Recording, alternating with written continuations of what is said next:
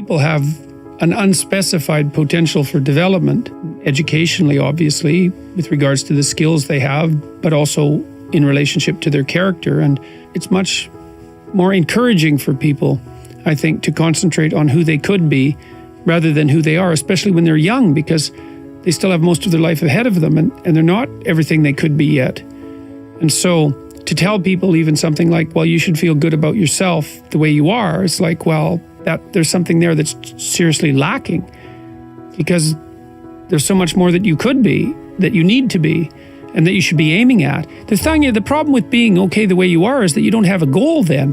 And people need to have a goal in order to come to terms with their life. Pay attention.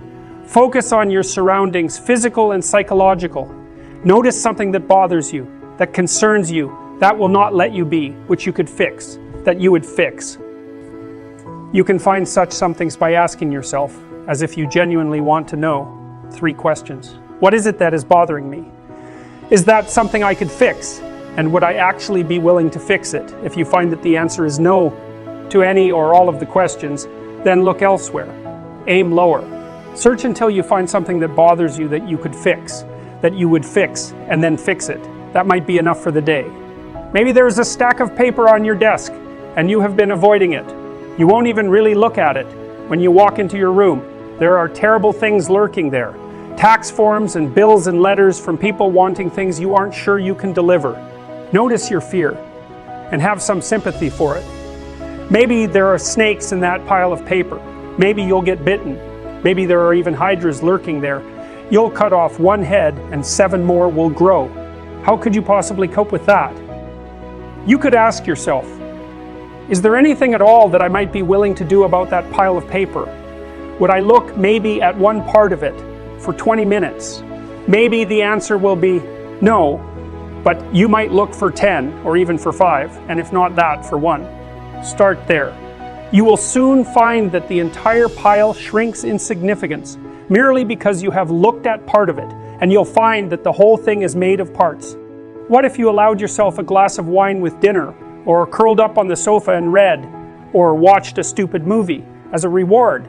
What if you instructed your wife or your husband to say good job after you fixed whatever you fixed? Would that motivate you? The people from whom thanks you want might not be very proficient in offering it to begin with, but that shouldn't stop you. People can learn, even if they are very unskilled at the beginning. Ask yourself what you would require to be motivated to undertake the job, honestly, and listen to the answer. Don't tell yourself, I shouldn't need to do that to motivate myself. What do you know about yourself? You are, on the one hand, the most complex thing in the entire universe, and on the other, someone who can't even set the clock on your microwave. Don't overestimate your self-knowledge. Let the tasks for the day announce themselves for your contemplation. Maybe you can do this in the morning as you sit on the edge of your bed. Maybe you can try the night before when you are preparing to sleep. Ask yourself for a voluntary contribution. If you ask nicely and listen carefully and don't try any treachery, you might be offered one. Do this every day for a while, then do it for the rest of your life. Soon you will find yourself in a different situation. Now you will be asking yourself habitually, what could I do that I would do to make life a little better? You are not dictating to yourself what better must be. You are not being a totalitarian or a utopian, even to yourself, because you have learned from your own experience that being a totalitarian is a bad thing. Aim high. Set your sights on the betterment of being. Align yourself in your soul with truth and the highest good. There is habitable order to establish and beauty to bring into existence. There is evil to overcome, suffering to ameliorate, and yourself to better. It is this in my reading that is the culminating ethic of the canon of the West. It is this, furthermore, that is communicated by those eternally confusing, glowing stanzas from Christ's Sermon on the Mount, the essence, in some sense, of the wisdom of the New Testament. This is the attempt of the spirit of mankind to transform the understanding of ethics from the initial, necessary, thou shalt not of the child and the 10 Commandments into the fully articulated positive vision of the true individual. This is the expression not merely of admirable self-control and self-mastery, but of the fundamental desire to set the world right. This is not the cessation of sin, but sin's opposite, good itself. The Sermon on the Mount outlines the true nature of man and the proper aim of mankind. Concentrate on the day so that you can live in the present and attend completely and properly to what is right in front of you.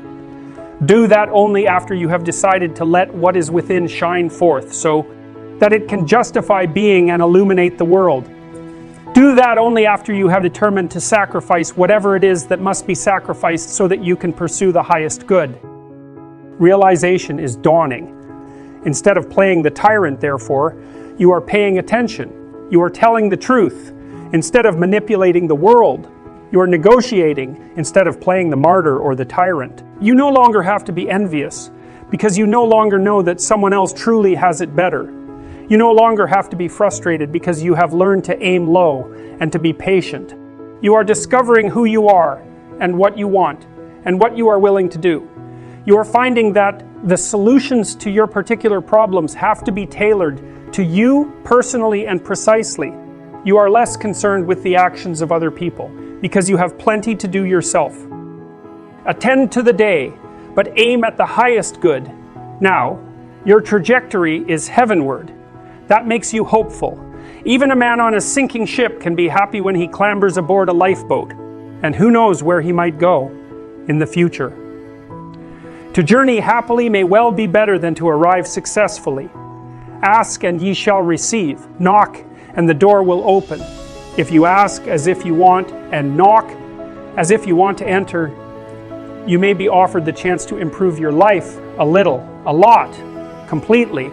And with that improvement, some progress will be made in being itself. Compare yourself to who you were yesterday, not to who someone else is today.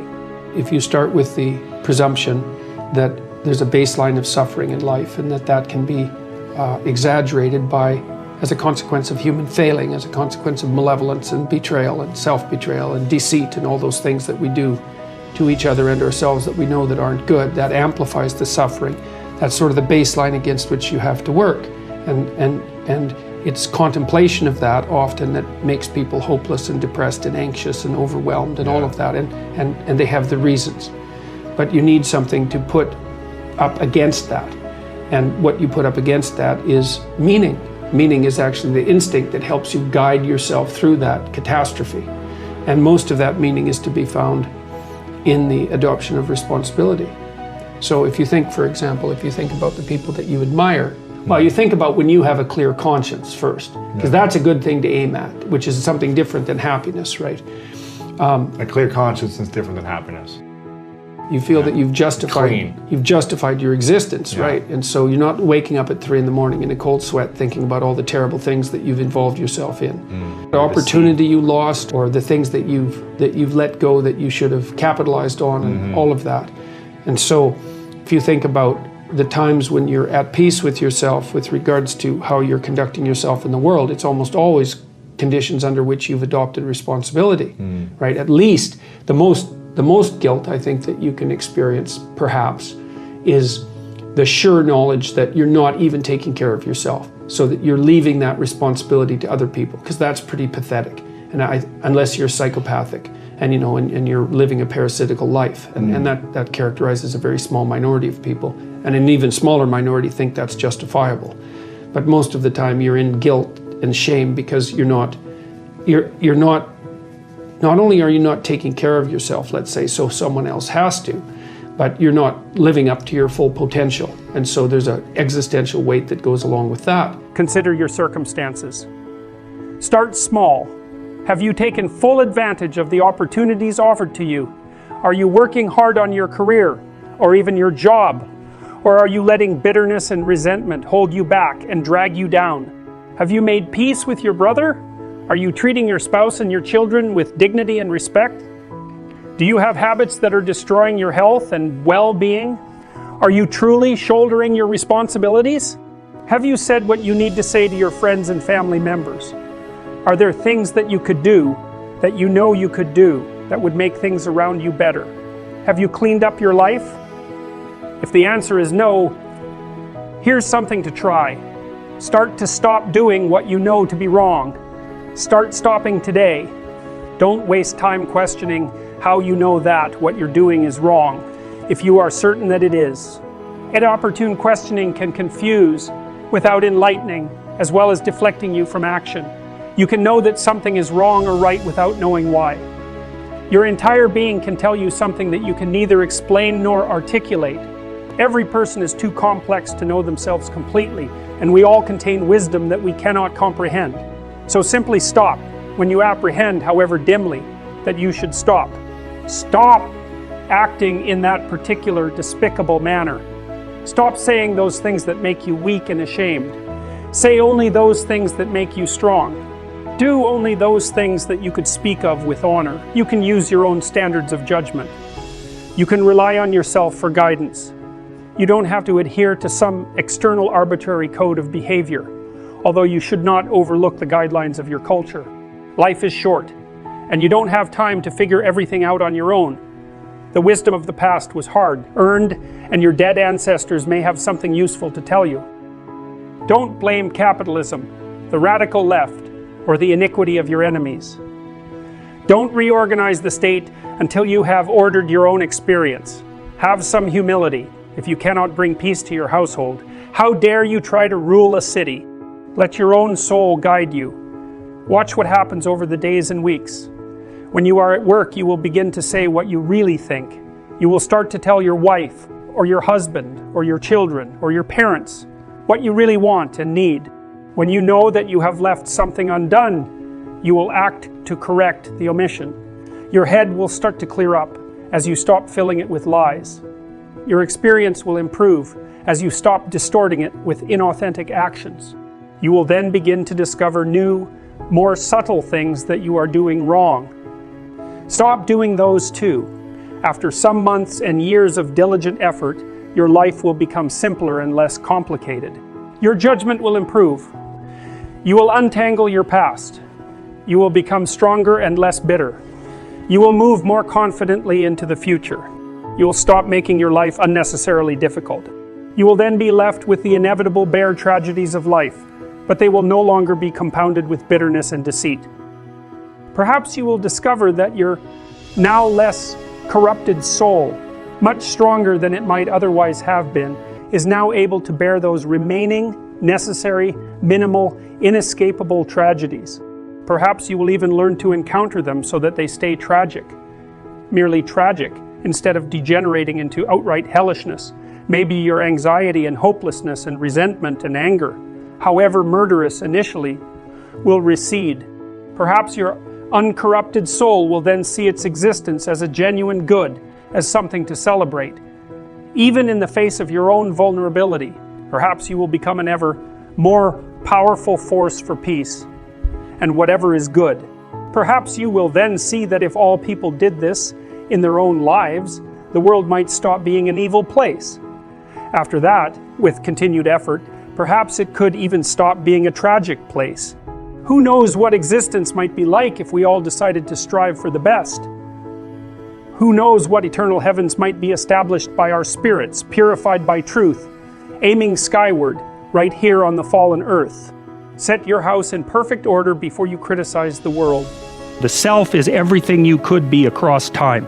So imagine that there's you and there's the potential inside you, whatever that is, And potential is an interesting idea because it represents something that isn't yet real, yet we act like it's real. Because people will say to you, you should live up to your potential. And that potential is partly what you could be if you interacted with the world in a manner that would gain you the most information. Right? Because you build yourself out of the information in the Piagetian sense. But it's deeper than that too, because we know that if you take yourself and you put yourself in a new environment, new genes turn on in your nervous system. They encode for new proteins. And so you're full of biological potential that won't be realized unless you move yourself around in the world into different challenging circumstances, and that'll turn on different circuits. So it's not merely that you're incorporating information from the outside world in the constructivist sense. It's that by exposing yourself to different environments, you put different physiological demands on yourself all the way down to the genetic level, and that manifests new elements of you. And so one of the things that happens to people, and this is a very common cultural notion, is that you should go on a pilgrimage at some point to somewhere central, and that would be, say, like the rock in the Pride Rock in The Lion King, because you take yourself out of your dopey little village, and that's just the little bounded you that everyone knows and that isn't very expanded, and then you go somewhere dark and dangerous to the central place, and while you do that, you have adventures and they toughen you and pull more out of you, like partly because you're becoming informed, which means information. It means you're becoming more organized at every level of analysis, but there's also more of you too.